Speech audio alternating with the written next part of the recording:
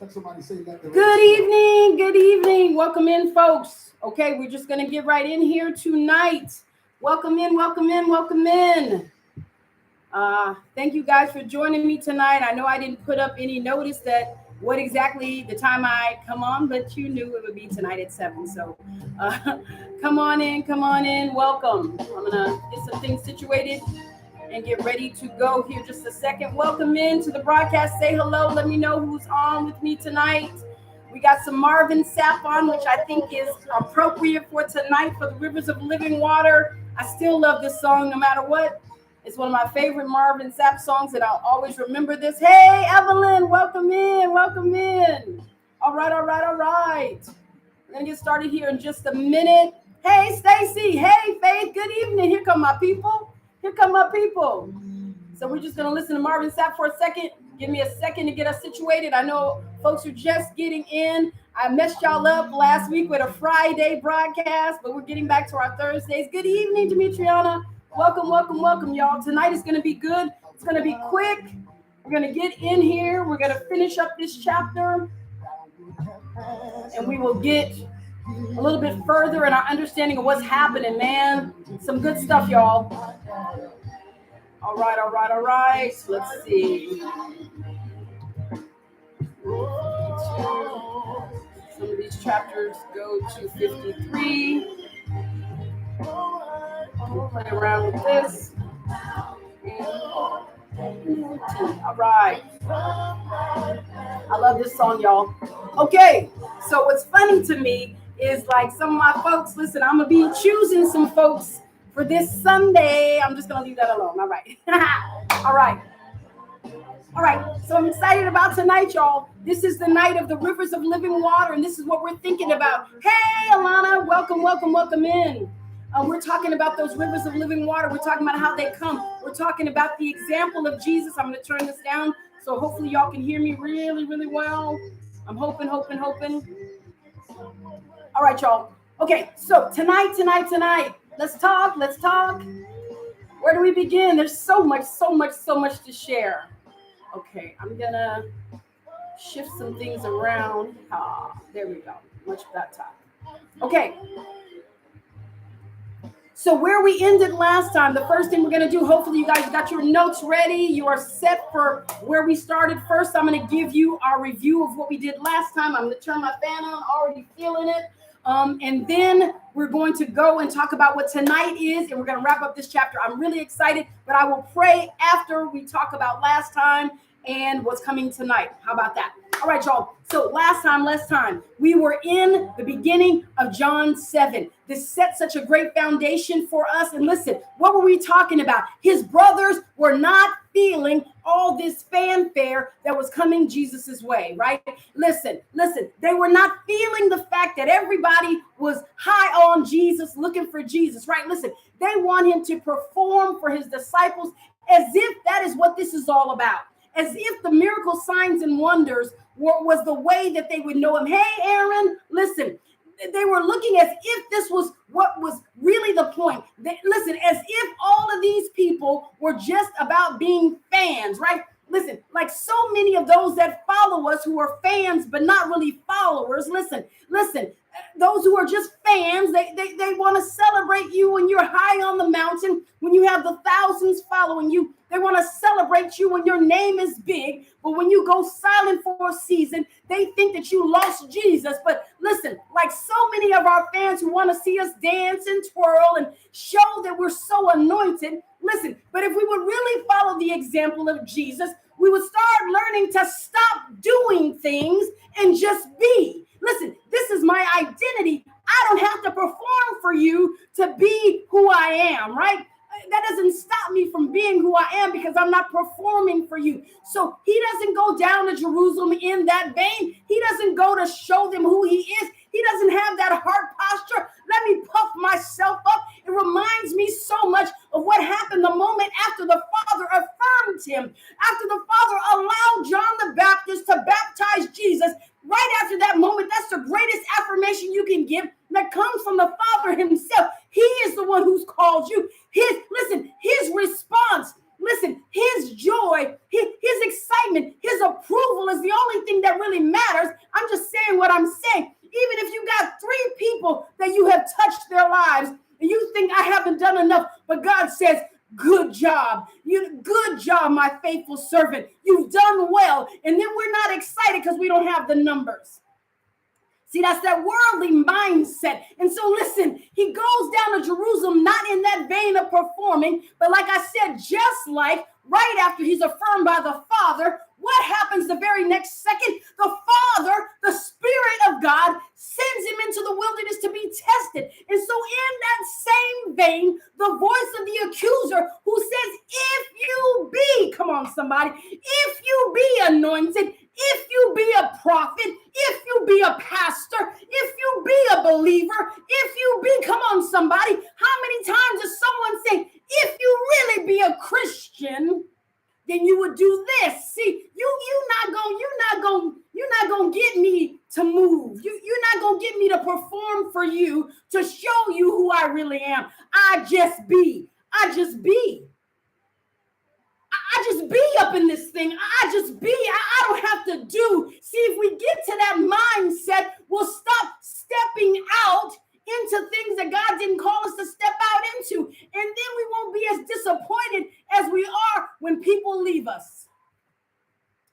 I don't know who I'm talking to. When people walk away because I stopped performing, I stopped twirling, I stopped dancing for you, I stopped singing your tune, I stopped tap dancing, and now you leave. That's okay. I'm just saying what I'm saying. So listen, he doesn't go down in that vein, but in the same way that the enemy said, if you really be, do these things. Come on, somebody.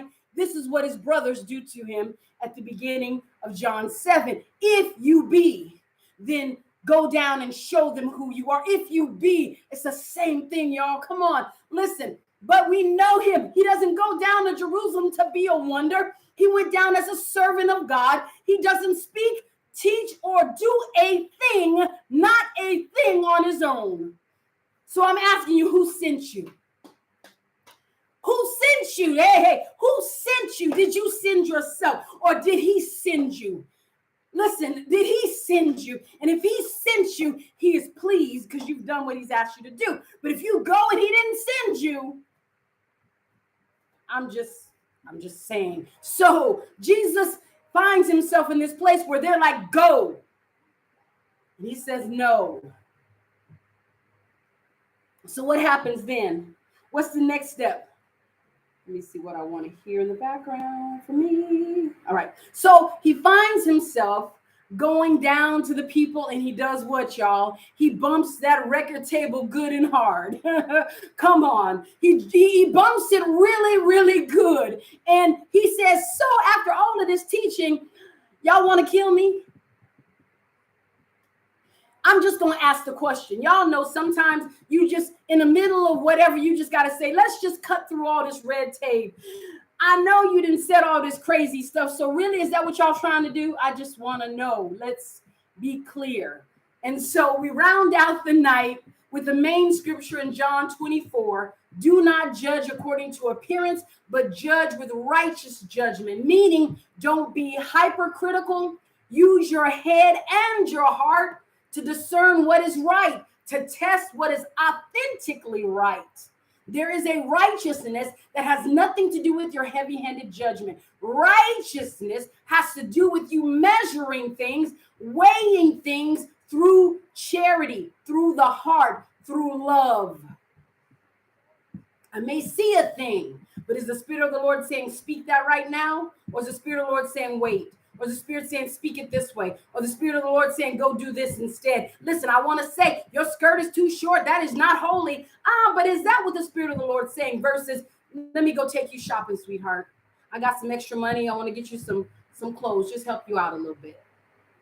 I'm just saying what I'm saying. So tonight, we are still in the middle of the Feast of Booths, or the Feast of Tabernacles. That's what we're in. We're talking about this. That season was around in October. We focus on Jesus's messianic claim. Y'all have your pens and paper. I'm about to give you some stuff, y'all. So get ready to write. This is going to be the time to write, and it is going to be a little bit, but it's going to help us align what we're going to do from scriptures 24 to 52, 53. Why do I say 52, 53? Because some translations only have the 52. Some have 53, but I'm going to give it all to you. So I want to break these down in a way for you to be able to see. So we focus on his claim as the Messiah, right? The scriptures break it down this way. His claim 4 starts with these scriptures, 24, 26, 30, 32, and 44.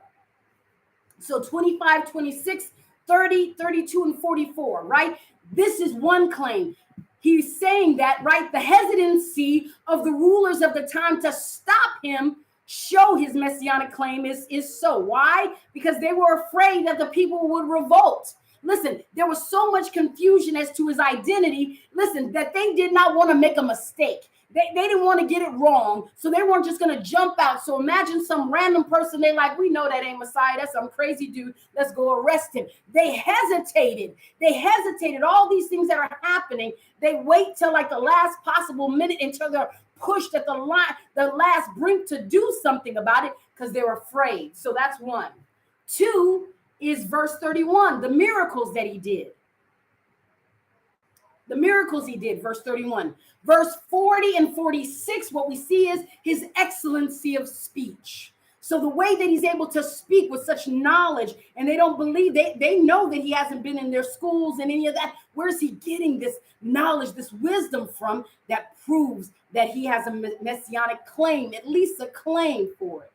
All right. Now, what were the reasons for rejection? There are 3 reasons that they rejected his claim on being Messiah. So we have these things right here. They hesitated, the miracles he did, his excellency of speech. The 3 reasons were as follows. 1, they all assumed that Jesus would come in grand fashion. Remember that he would come in on a steed, that he would come as a warring conqueror, that he was going to set them in place, that he was going to destroy all of the enemies of Israel and set himself up high. Listen, they all knew he was coming in this way, but they all knew where Jesus came from. Their mindset was like, he came from Joseph and Mary. Like he came, like just walking, talking to us. That can't be the Messiah, right? And that he was far too humble. His approach was too humble for them. Look at verse 27, which we'll get to in a second, but I'm giving you the order, the structure. Number 2, the Messiah was supposed to sit on the throne of David, and therefore he must be of Judean lineage from Bethlehem. They knew where the Messiah was going to be born. They knew it was going to be Bethlehem, and they knew that Bethlehem is located where? In Judea, right? So we've got Galilee in the north, Judea in the south, right? But listen, so they said, man, they erroneously believed that Jesus was actually born in the same birthplace of his parents, which was Nazareth.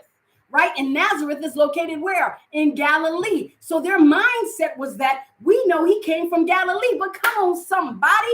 We know the story of how Joseph and Mary had to flee Herod, who was trying to kill all the babies under 2 years of age. And they fled from Bethlehem all the way back home up to Nazareth. So see, people are missing. You listen, people say California. I'm from California, but where was I born? I wasn't born in California. I was born in Houston, Texas.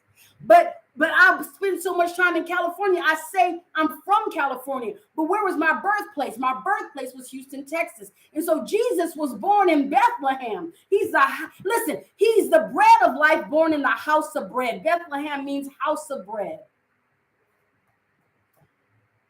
Lastly, 3.